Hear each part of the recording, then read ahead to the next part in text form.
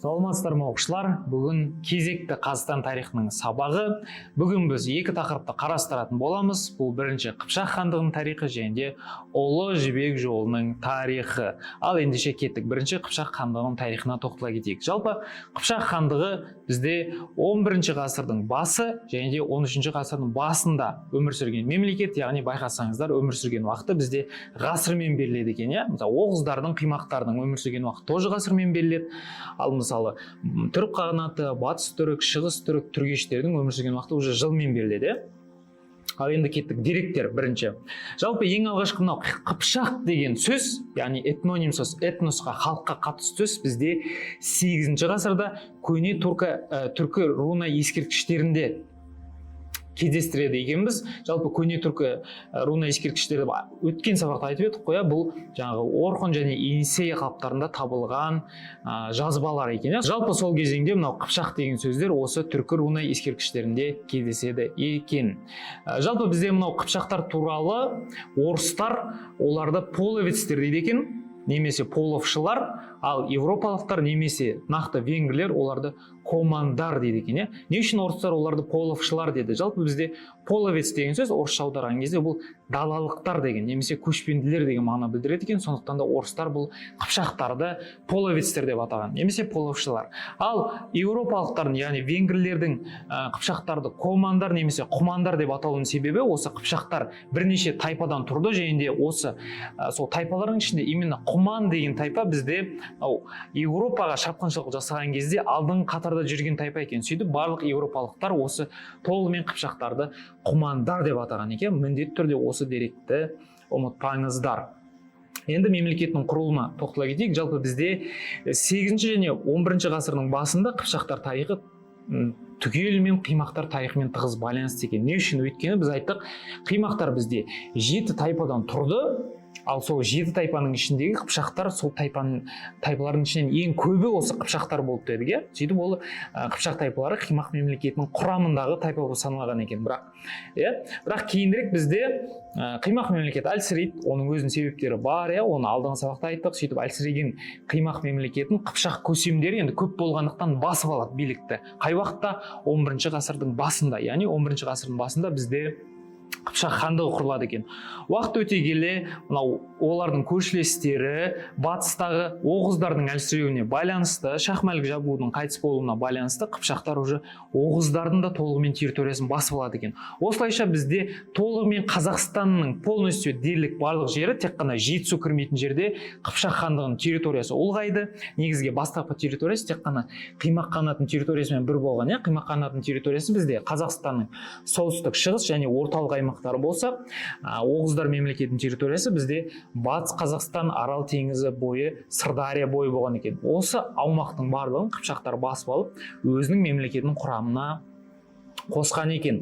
Бірақ кейін бұл қыпшақтарға бұл жерлерде өте аз болады. Сөйтіп олар ары қарай Еділ өзенінен ары қарай шығып, Европадағы Қара теңізге құятын Дунай деген өзен бар. Сол Дунай деген өзенге дейін жетіп, сол кездегі бір ірі мемлекеттер Русь, Византия және Венгриямен қарым-қатынастар орнатқан болатын. Мысалы бізде түрік қағанаты сол кездегі ірі мемлекеттер Византия, Иран, Қытаймен байланыс орнататын болса, қыпшақтар кімдермен орнатты деген кезде біз айтамыз, Русь, Византия және де Венгрия мемлекеті. Оқушылар, осылайша есте сақтайық, жалпы 11 ғасырда қыпшақтардың Жетісудан басқа бүкіл Қазақстан аумағында территориясы қалыптасты. Сөйтіп Еуразияның жалпы Алтайдан Дунайға дейінгі барлық аралық бізде қыпшақтар даласы деп аталып, немесе оны ежелгі түркі тілінде айтқан кезде Дешті Қыпшақ деп аталады екен. Может, киноларда естіген шығарсыздар, бұрындар естіген шығарсыздар, Дешті Қыпшақ деген ұғымды. Яғни Дешті Қыпшақ деген ұғым жалпы бұл территорияға қатысты, ал бұл территорияның бастау жері шығысында Алтай тау бөктері, ал батысында Дунай өзеніне дейін созылған барлық аймақ бұл Дешті Қыпшақ деп аталады екен. Мағынасы қыпшақтар даласы деген мағынаны берді. Сонымен қатар дәл осы Дешті Қыпшақ деген аумақ оқушылар екіге бөлінеді: батыс Дешті Қыпшақ территориясы және де шығыс Дешті Қыпшақ территориясы. Батыс Дешті Қыпшақтың территориясы бұл жаңағы Дунай өзенінен басталып Еділ өзеніне дейін созылды. Ал Шығыс Дешті Қыпшақтың территориясы Еділ өзенінен бастап Алтай тау бөктеріне дейін созылған екен. Батыс Дешті Қыпшақта Тақсоба руы билік етті, Шығыс Дешті Қыпшақта Ел Бөрілі деген ру билік еткен болатын.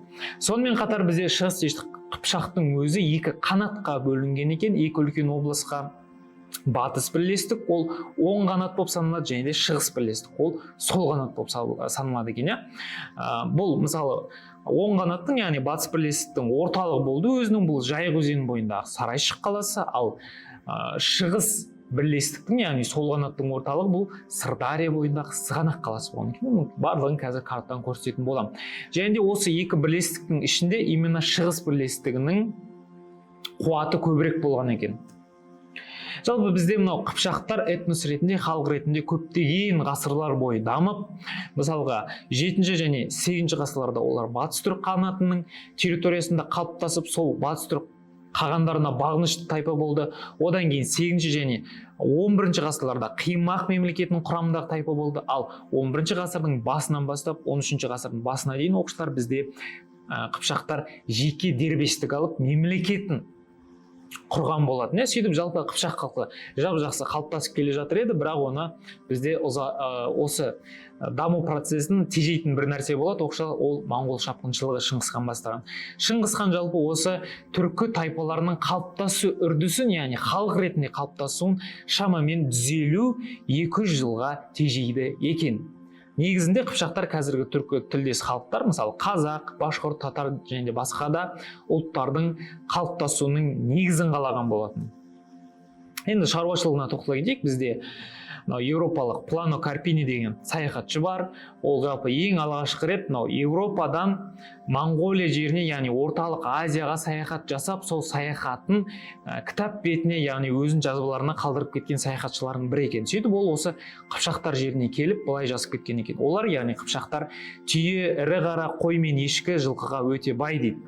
Оларда жүк таситын мал орасан көп, және бүкіл әлемде бұндай байлық ешкімде жоқ деп деректер қалдырып кеткен екен. Яғни бізде Плано Карпини бізде айтып отыр, қыпшақтардың негізгі шаруашылығы бұл мал шаруашылығы болды, және де жылқы, түйе, қойын барлығы бізде қыпшақтар арасында көп болған екен.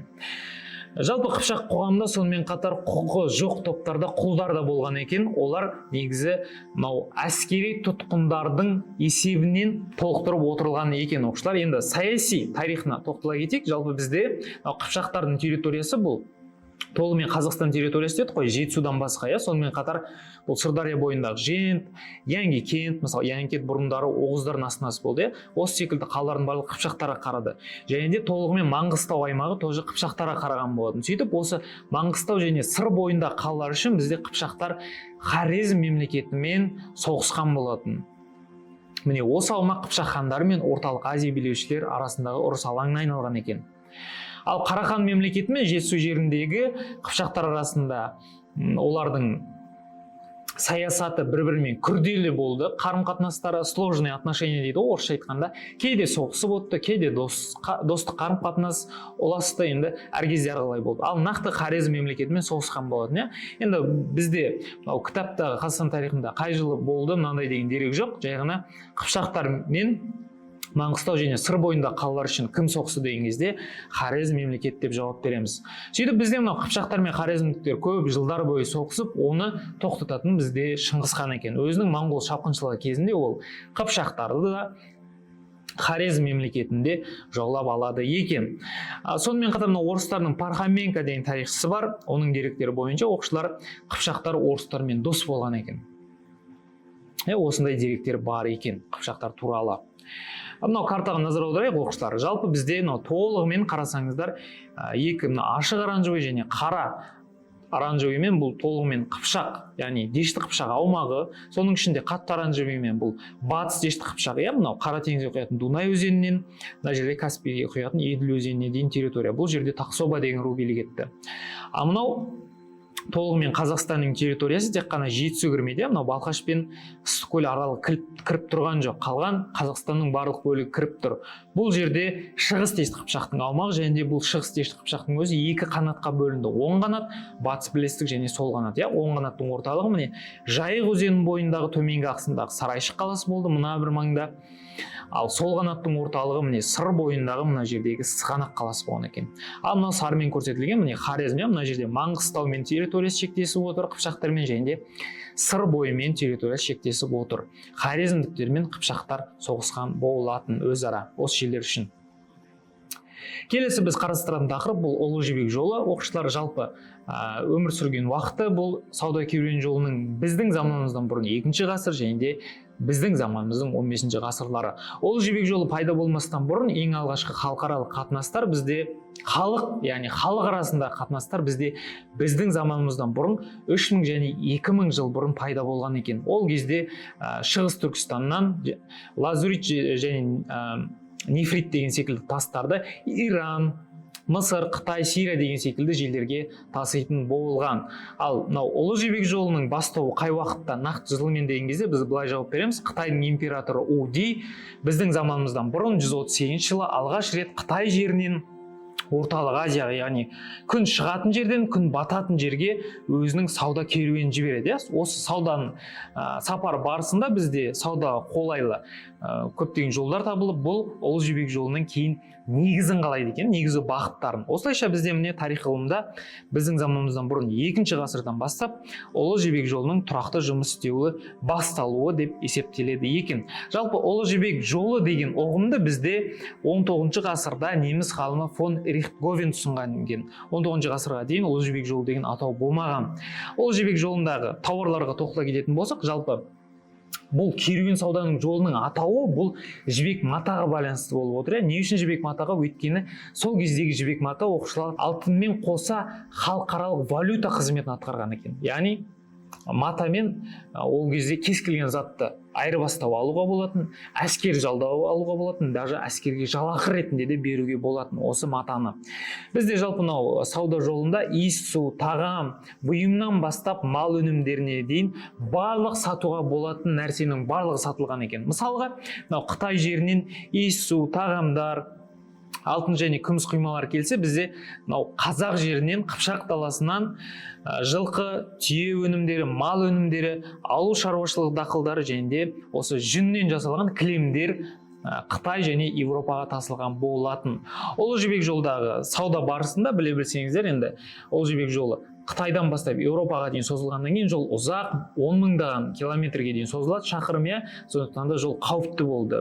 Кез келген бір жабайы тайпалар сенің сауда керуенін тонап, өлтіріп кетуі мүмкін еді, сенің ұрлап кетуі мүмкін тауарларды. Сондықтан да бізде керуендер қарулы адамдармен шығатын болған. Яғни әрбір керуеннің, сауда керуеннің өзінің жасағы болған екен. Ұлы Жібек жолының бойында сонымен қатар оқушылар мынау қала маңында керуен сарайлар салына бастайды. Керуен сарайлар дегеніміз бұл жаңағы жолаушылар мен көпестерді, яғни саудагерлердің демалып отыратын жерлері. Сонымен қатар сауданың дамуына көшпелі малшылар көп үлесін қосқан болатын. Қазақстан жеріндегі олар мынау біз айттық қой, керуен сарайлар ол қала маңында ғой, ал қала маңында емес жерлерде дәл осы көшпелі малшылар киіз үйін ұйықтайтын жер беріп, киіз үйде одан кейін өзінің мал өнімдері мен тамағын және жол көрсетіп тұратын болған саудагерлерге. Жібек жолында бізде негізінде 9 және 13 ғасырлардың басында ерекше дамыған қалалар бар.